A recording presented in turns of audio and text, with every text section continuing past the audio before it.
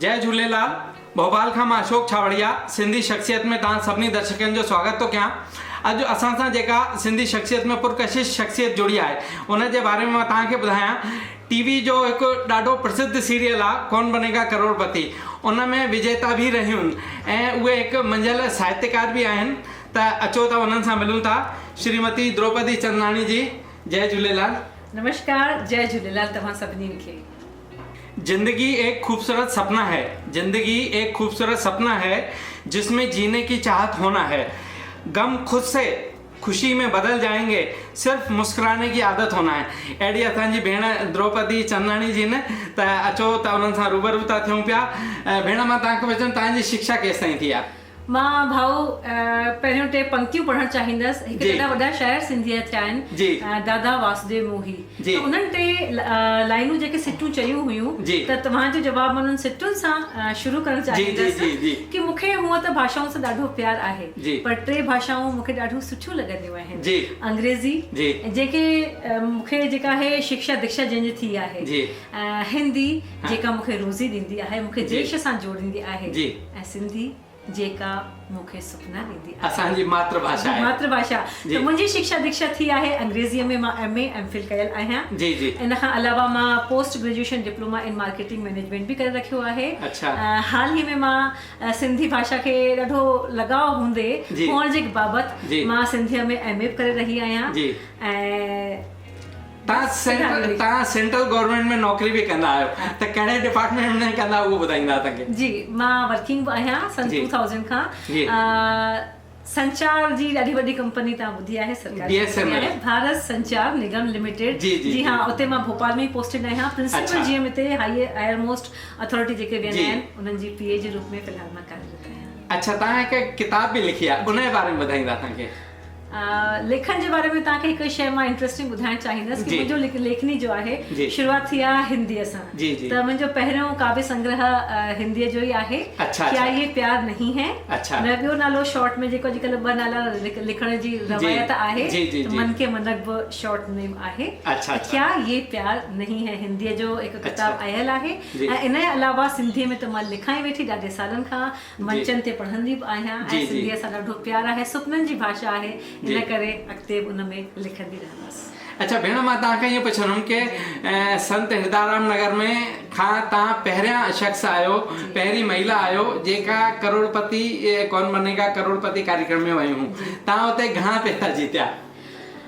भाऊ, चवंदा आहिनि कि कहिड़े बि जेकी तव्हांजो जॾहिं उपलब्धि हूंदी आहे न, त या त तव्हां हुन में ॾाढो जज़्बे सां ॿुॾियल हुजो, या तव्हांजो बुलावो हुजे।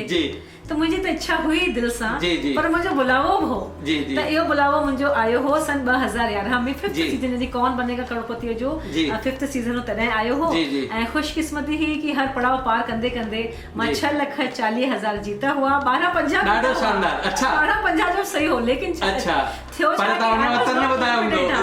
कि कॉन्फिडेंट कोन हुअसि, सही हो त कॉन्फिडेंट कोन हुअसि। इन करे मूं सोचियो सिंधी त आहियां न, नुक़सान छो खणण जे, क्विट कजे, ऐं क्विट कयो मूं। तव्हां अमिताभ बच्चन सां गॾु फोटो लॻाए रखियो, असांखे ॾेखारियो न किथां?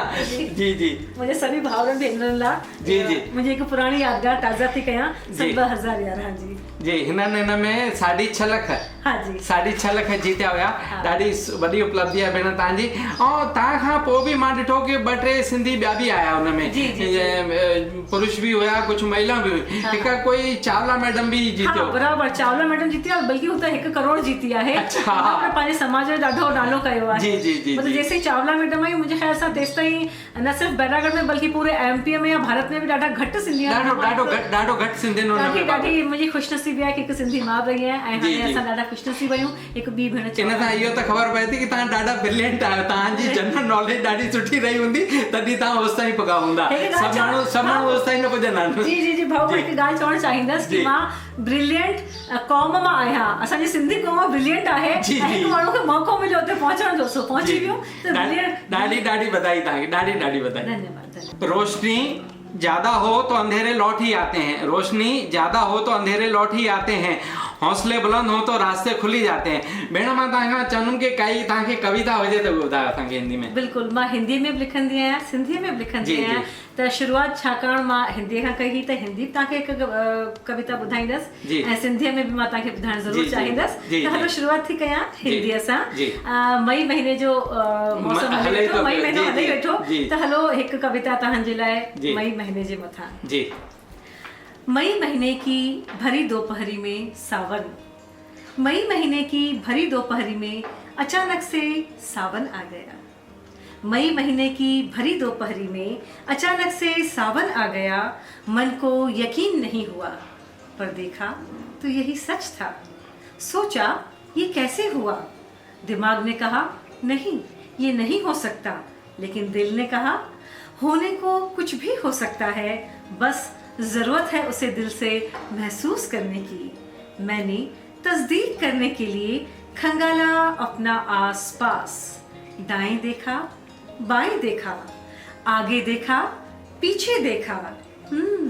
जैसे ही पीछे देखा सब समझ में आ गया, ये तो तुम खुद आ खड़े थे मेरे पीछे। तभी तो मेरे आसपास का नज़ारा ही बदल गया था। ॾाढो बढ़िया, ॾाढो शानदार, ॾाढी बढ़िया तव्हां कविता ॿुधाई। तव्हां सिंधी में MA था कयो, उन जे बारे में ॿुधायो असांखे। जी भाऊ, जीअं कि मां वासुदेव मोही दादा जे बारे में ॿुधायो पई कि टे भाषाऊं असांखे ॾाढियूं प्यारियूं आहिनि, हिंदी अंग्रेज़ी, लेकिन सुपना त असांखे पंहिंजी सिंधी ॾींदी आहे न। त दिलि में हिकु ख्वाहिश पैदा थी कि सिंधी त मां ॻाल्हाइण ॼाणींदी आहियां, मुंहिंजे परिवार में ॻाल्हाइण। कहिड़े विषय ते तव्हां MA कयो? उन में मतिलबु कुझु सिंधी में त कयो त उन में कुझु अलॻि सां बि कुझु आहे छा कि उन में कविता गीत या कुझु ईअं? ॾिसो, MA जो थींदो आहे तव्हांजो मास्टरी थींदो आहे, ऐं कंहिं लैंग्वेज खे जॾहिं लिटरेचर पढ़ंदा आहियो, मास्टरी कंदा आहियो, त उहो तव्हांखे पूरो कवर थींदो आहे, जंहिंमें उनजो पोएट्री हिस्सो बि थींदो आहे, प्रोज हिस्सो बि थींदो आहे, उनजी हिस्ट्री जे बारे में बि तव्हां पढ़ंदा आहियो, ऐं उनजे जेके वॾा वॾा लेखक आहिनि उन्हनि जे बारे में तव्हां पढ़ंदा आहियो। त इहो सभई असां पढ़ूं वेठा। ऐं उन में तव्हांखे मां हिकु विशेष तव्हांखे ॿुधाइणु चाहींदसि कि सिंधीअ जा टे ॾाढा वॾा शाइर थिया आहिनि, शाह, सचल ऐं सामी। ॾाढी ख़ुशकिस्मत आहियां, मुंहिंजी दिली ख़्वाहिश हुई कि मां शाह खे पढ़ां, ऐं ॾाढो सुठो थो लॻे मूंखे कि जॾहिं मां MA सिंधी कयां वेठी न,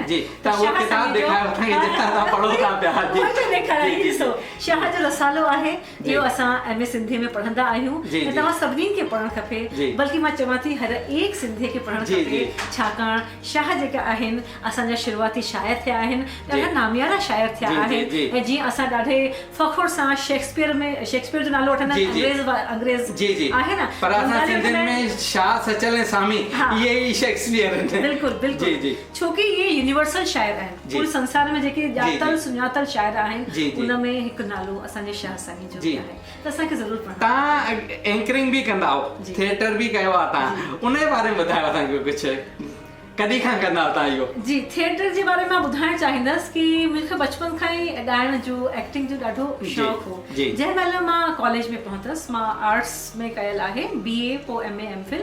त BA जे महिल मां जॾहिं स्टार्टिंग ई मुंहिंजो फर्स्ट ईयर ई हो, तंहिं महिल मां हिकु नोटिस लिखियलु ॾिठो कि भई फलाणे ग्रुप खे एक्टर्स जी, एक्ट्रेसिस जी ज़रूरत आहे, त उते तव्हां अची था सघो, तव्हांखे वर्कशॉप में उहो तव्हांखे सिखण लाइ मिलंदो ऐं अॻिते वधण लाइ मिलंदो।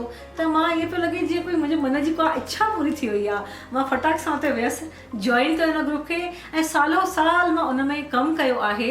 त लॻभॻि 8 खां 9 साल मां पंहिंजे कॉलेज पीरियड जे दौरान एक्टिंग में कमु कयो आहे, जंहिंमें ॾाढा नामियारा जेके डायरेक्टर्स रहिया आहिनि हिंदीअ जा, चेतन पंडित हुजनि, दिनेश खन्ना हुजनि, ऐं ॿिए बि आहिनि जेके हींअर पंहिंजे मध्य प्रदेश जेके नाट्य स्कूल जा जेके डायरेक्टर बि रहिया आहिनि, पंहिंजा नालो छा आहे हुननि जो,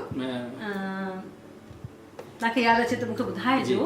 त उन्हनि सां गॾु संजय उपाध्याय, उन्हनि सां गॾु मूं कमु कयो आहे मालविकाग्नि मित्रम में, उन्हनि खे असिस्ट कयो आहे मां, उन्हनि खे डायरेक्शन में बि। त मां एक्टिंग बि कई आहे, असिस्टेंस बि कयो आहे डायरेक्शन में, दिलि जी ख़्वाहिश ॾाढी पूरी कई आहे। लेकिन उहो दौरु हो मुंहिंजे कॉलेज जी पढ़ाईअ जो दौरु, ऐं उन दौरान मां रेपर्टरी आर्टिस्ट बि रहियसि पंहिंजे जो आहे रंगमंडल जी। रेपर्टरी आर्टिस्ट उहे थींदा आहिनि जेके पेमेंट बि मिलंदी आहे गवर्नमेंट जी HRD जी तरफ़ां। त उन दौर जो मां हिकु किस्सो तव्हांखे शेयर ज़रूरु करणु चाहींदसि, मुंहिंजे लाइ ॾाढो फ़ख़ुर जी ॻाल्हि आहे, इन करे शेयर करणु ठहे थो कि ॾाढे वॾे वॾे मंचनि ते असां परफॉर्म कयो, कालिदास अकेडमी हुजे, महेश्वर हुजे, मतिलबु ऑल ओवर इंडिया में असां ॾाढी जॻह नाटक करणु वियासीं। लेकिन हिकु भेरो जी ॻाल्हि आहे भोपाल जी, तंहिं महिल मां भोपाल सां सफ़ा ना वाक़िफ़ हुअमि, ऐं ओॾी महिल हिते हुआ भारत भवन जा डायरेक्टर हबीब तनवीर साहिब, ठीकु आहे न। त उन्हनि खे हिते हिकु दफ़े शो कयो हुओ, जिस लाहौर ने वेख्या ओ जन्नैनी। अच्छा ठीकु आहे। इहो ई नाटक कुझु समय अॻिते असां खां तयारु, असांजे रंगमंडल सां बि तयारु कयो हो, त असां तयारु हो। जॾहिं हिते भोपाल में मुंहिंजा शो पिया थियनि, इंटरनेशनल हिकु शो हो जंहिंमें गुंदेचा बंधु ऐं ॾाढा ॿिए बि इंटरनेशनल ऑडियंस हा, त उन वक़्तु उन्हनि जे कुझु कलाकारनि बैकआउट कयो पंहिंजे कुझु डिमांड्स जे हलंदे कि असांखे तव्हां त असांजी डिमांड पूरी कयो, न त असां इहो तव्हांजो शो नथा थियणु। उन दौर में हबीब तनवीर असांजे जेके डायरेक्टर हुआ उन्हनि खे फ़ोन कयो ऐं 2-3 आर्टिस्ट जो मूंखे ज़रूरत आहे जेके मूंखे ओचितो ई जेके मूंखे दगा ॾेई विया ॾेई विया हली आहिनि, त असां तव्हांजे आर्टिस्ट खे मोकिलियो ऐं I was one of them. मां उन्हनि मां हिकु जेके मूंखे हबीब तनवीर सॾु कयो। ॾाढो बढ़िया, ॾाढो शानदार। बेगम जो जी जी जी जी भेण, मां तव्हां खां पुछंदुमि कि कोई सिंधी कविता हुजे त ॿुधायो तव्हांखे। ज़रूरु, मूंखे ॾाढी ख़ुशी थींदी पंहिंजी भाषा में पढ़ंदे। हिकु तरही मिसरा असांजो हिकु ग्रुप हो, त उनमें असांखे हिकु सिट ॾींदा हुआ कि ही वठो सिट, हिन मथां पंहिंजो पूरो गज़ल लिखो। त अहिड़ी हिकु सिट मूंखे मिली, ही ॾाढी दिलि खे छुइजी वई ऐं उनजे मथां मां पंहिंजो गज़ल लिखियो। त उहो गज़ल अॼु मां तव्हां सां गॾु साझा करणु चाहींदसि, शेयर करणु चाहींदसि। जी, इन जो उनवान आहे असां रोलाक जन्मनि जा इहे महसूसु थींदो आहे। त इहो मां चवां वेठी पंहिंजे सिंधियत लाइ, पंहिंजे सिंधी भाउ भेनरुनि लाइ, जंहिं विरहाङे खे ॾिठो असां केतिरो सूर सहियासीं, उनखां पोइ अॼु इन स्थिति में आहियूं कि अॼु असांखे असां ते रश पूरे दुनिया जो आहे, ईर्ष्या कंदी आहे केतिरा अॻिते कीअं वधी विया आहे। त उन्हनि सिंधियुनि लाइ, असांजे भाउ भेनरुनि लाइ, असांजे पुरखनि लाइ, जंहिं वर्से खे असां अॼु खणी अॻिते पिया वधूं, उन लाइ कुझु सिटूं तव्हांखे मां पढ़ी ॿुधाइणु चाहींदसि। असां रोलाक जन्मनि जा ईअं महसूसु थींदो आहे। रोलाक माना पिनण वारा, घुमण वारा, भिटकण वारा, भिटकी वियासीं न असां विरहाङे खां पोइ। असां रोलाक जन्मनि जा ईअं महसूसु थींदो आहे, असीं मुश्ताक आंसुनि जा ईअं महसूसु थींदो आहे। असीं मिट्टी, असीं हीरूं, असीं बारिश जूं बूंदूं बि, असीं आलाप मुंदुनि जा ईअं महसूसु थींदो आहे। वहे थी सिंधुड़ी प्यारी असांजे रूह मां थींदी, असीं अंबार जज़्बनि जा ईअं महसूसु थींदो आहे। जिते भी पेर रखंदासीं उते ई थी चमन पवंदो, जिते भी पेर रखंदासीं उते ई थी चमन पवंदो। असां बदलाव भागनि जा ईअं महसूसु थींदो आहे। असीं पड़लाव माज़ीअ जा, असीं आवाज़ ईंदड़ जा, असीं पड़लाव माज़ीअ जा, असीं आवाज़ ईंदड़ जा, असीं वरजाव सदियुनि जा ईअं महसूसु थींदो आहे। जहां आहे जिते रोशन उते पकई असीं आहियूं, जहां आहे जिते रोशन उते पकई असीं आहियूं। असीं जज़्बात चिड़गुनि जा ईअं महसूसु थींदो आहे। रुनूं वेठा असीं दिलि में खणी वरियनि खां वरसे खे, रुनूं वेठा असीं दिलि में खणी वरियनि खां वरसे खे। असीं पेनाक मुल्कनि जा ईअं महसूसु थींदो आहे। असां रोलाक जन्मनि जा ईअं महसूसु थींदो आहे। असां मुश्ताक आंसुनि जा ॾाढो मस्त, ॾाढो मस्त, ॾाढो शानदार। बिना आपके कौन हमारा है, बिना आपके कौन हमारा है, झूलण ताईं संसार को आपका ही सहारा है। त तव्हां हिकिड़ो गीत ॿुधाइण वारा हुया त उहा असांखे ॿुधाईंदा। हिकु सिंधी मुंहिंजो गज़ल आहे जी, उहे असां स्वरबद्ध कयो आहे, हुनखे कंपोज़ करायो मां ऐं ॻायो आहे। अच्छा, तव्हां ई ॻायो आहे, तव्हां ई कंपोज़ करायो? न, कंपोज़िशन आहे राजूराव साहब जी जी जी ऐं लिखियो मूं आहे। अच्छा जी, ॻाए ॿुधाईंदा मां तव्हांखे ॻाए ॿुधाइणु चाहींदसि। जी जी, इहो गीत आहे दिलि जी धड़कन जी, ॿुधी हा।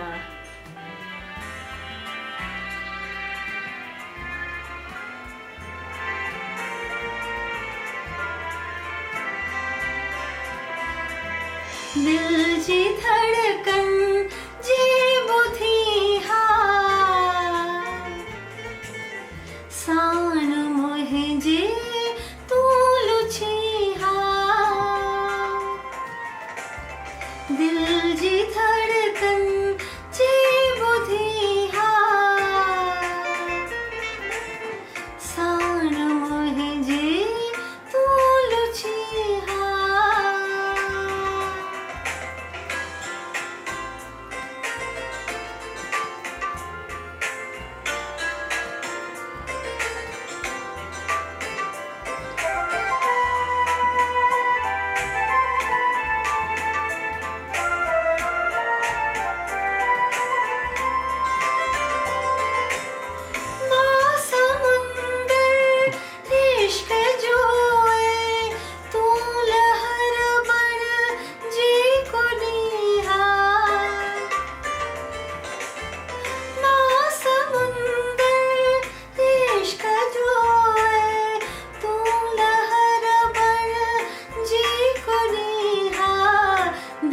मुंहिंजी धड़कन जी ॿुधी हा साण मुंहिंजी तूं लुची हा।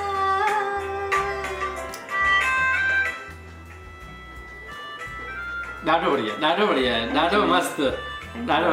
महिनत जो फल भगवान झूलेलाल ॾींदो आहे, महिनत जो फल भगवान झूलेलाल ॾींदो आहे, पर इहो न सोचो कि कॾहिं ॾींदो आहे। जॾहिं बि ॾींदो आहे भेण द्रौपदी चंदाणी वांगुरु ॾींदो आहे। त मां तव्हांखां इहो पियो चवंदुमि कि तव्हां किताब जेका लिखी आहे उहा ॾेखारियो असांखे, कहिड़ी किताब? बिल्कुलु, मां ज़रूरु ॾेखारणु चाहींदसि। जी, इहो आहे किताब जी, क्या ये प्यार नहीं है। हे भेण जेको किताब लिखियो आहे हे उहा। भेण मां तव्हांखां हिकिड़ी ॻाल्हि पुछंदुमि कि कोरोना काल में तव्हां सिंधी साहित्य खे कीअं बचायो? तव्हां कुझु डिजिटल बि कमु कयो, उन जे बारे में ॿुधाईंदा असांखे? जी बिल्कुलु, मूंखे ॾाढी ॿुधाईंदे ख़ुशी थी थिए आहे कि कोरोना काल में बि असांजी साहित्यिक जेके सिंधीअ में लिखण गतिविधियूं हलंदियूं ई रहियूं।